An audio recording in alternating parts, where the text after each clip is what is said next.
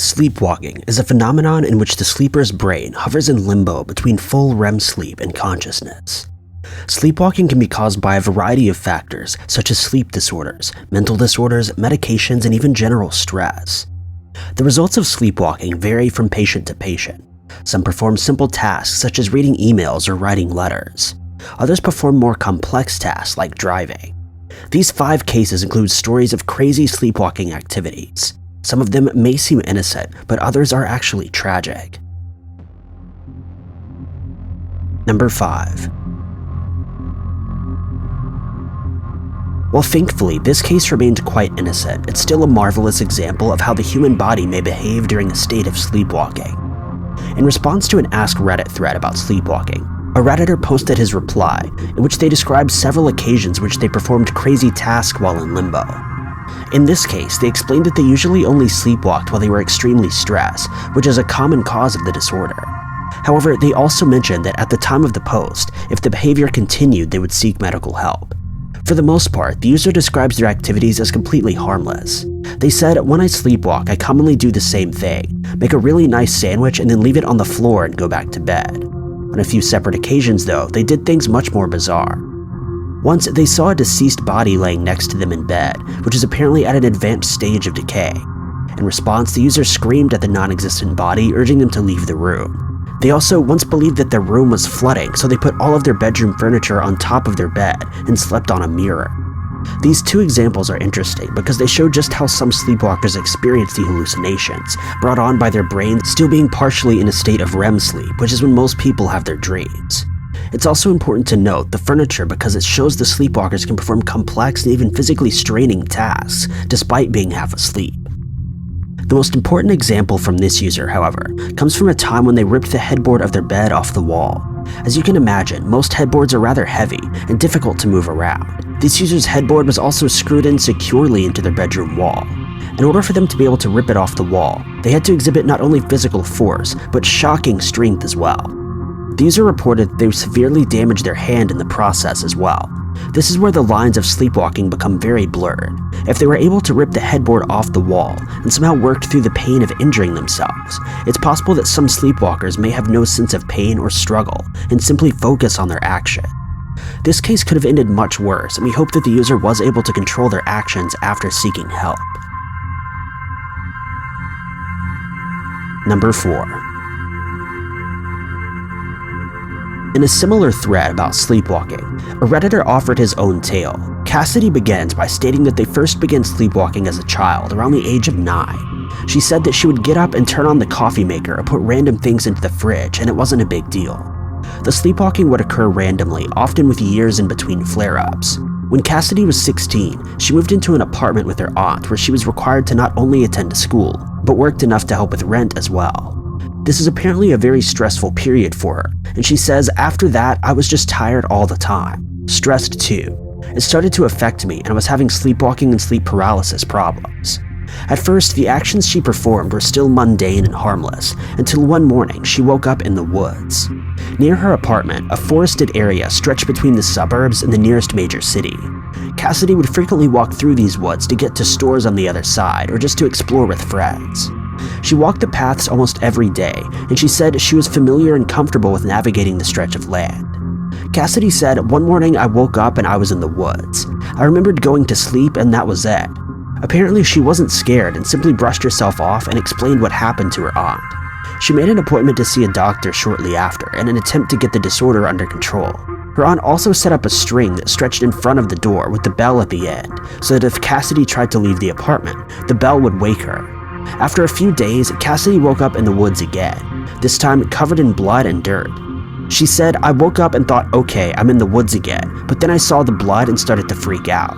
Cassidy ran home with the sun rising, trying to cover herself in case any neighbors were out. When she got inside, she noticed the string and bell had been torn down. She sobbed while showering as her aunt peacefully slept a few feet away. She says, "Once I was washed off, I was so happy to see that it was my own blood because I had small cuts under each hand." Cassidy explained the situation to her aunt and visited the woods with a friend later to try to find any evidence of what had happened to her. They came across a makeshift barbed wire fence near the edge of the woods before a major street.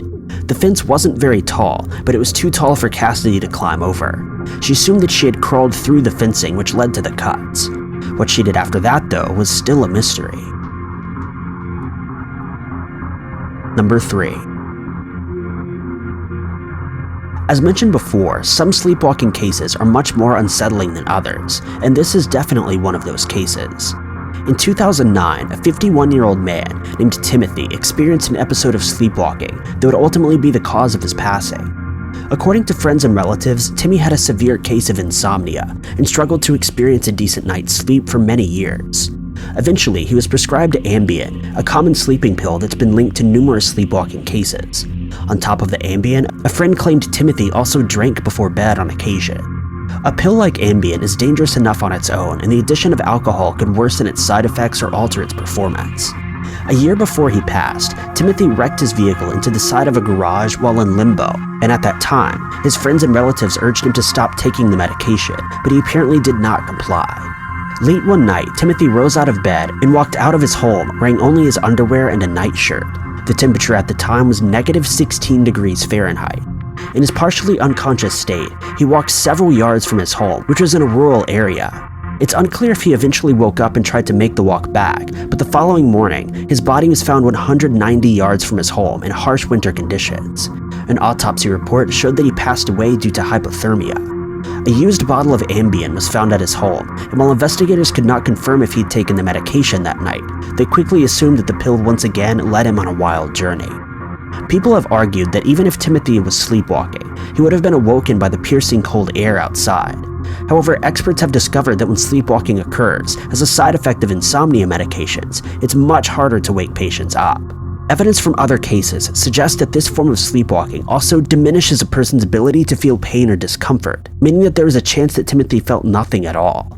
While this example did have a very upsetting end, it goes without saying that Timothy was lucky to have not hurt someone else while not in control of his actions.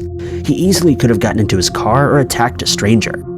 Timothy's passing, as well as many other cases, was used to criticize the prescription drug Ambien, which not only causes sleepwalking, but also doesn't exhibit a constant pattern.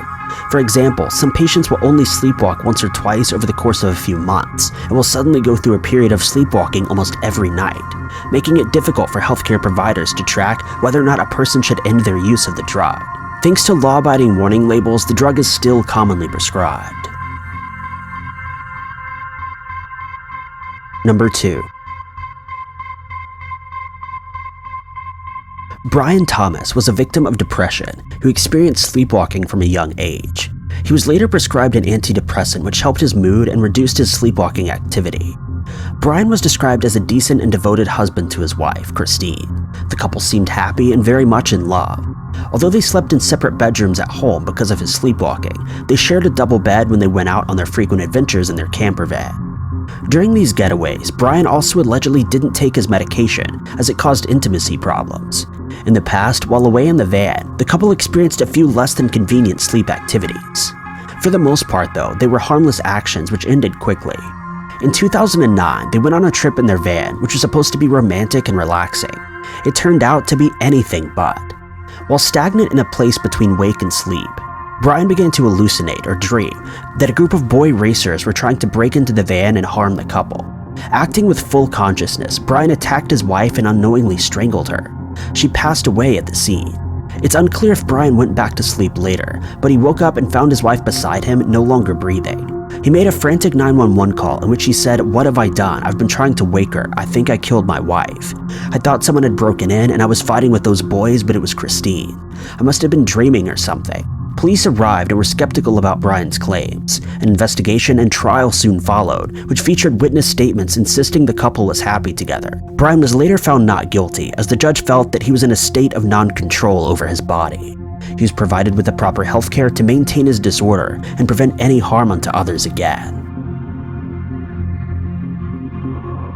Number 1.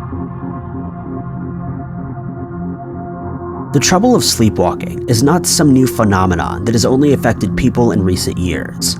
It's been a problem that people have suffered with likely for thousands of years. This case goes back to 1987. Kenneth James Parks, 23 at the time, was a family man to his wife and infant daughter. Unfortunately, Kenneth eventually developed a gambling problem and he used his savings to embezzle at his job, in an effort to cover his losses and fuel his future bets. In March, he was devastated after losing his job. After his boss found out about his crimes, under immense stress and heartache, he attended a Gamblers Anonymous meeting on May 20th, 1987. He had plans to tell his grandmother and in-laws, who he was very close to, on the following weekend around May 24th. In the early hours of May 24th, though, Kenneth got out of bed, entered his car, and drove 12 miles to his in-laws' house. He then got out of the car, unlocked their front door using a spare key, and using a tire iron, he attacked his mother-in-law and took her life. He then directed his attention to his father-in-law, who he tried to choke, but the victim survived. Kenneth left the house without saying a word, and while covered in blood, drove to a nearby police station to confess his crimes. He later claimed that he was asleep when the attacks happened, and insisted that he'd been sleepwalking. During the investigation and following trial, experts determined that Kenneth's EEG levels confirmed that he was most likely in a state of sleepwalking when the crimes were taking place. The fact that he had no motive and maintained a constant story through 7 interviews also suggests that he did not voluntarily commit the crimes. He was later found not guilty. Thank you guys so much for watching. If you enjoyed this narration, maybe consider checking out my personal channel at youtube.com/ty_knots. And if you liked this video, don't forget to click that like button, subscribe, and hit the notification bell to keep up to date with all of our future uploads.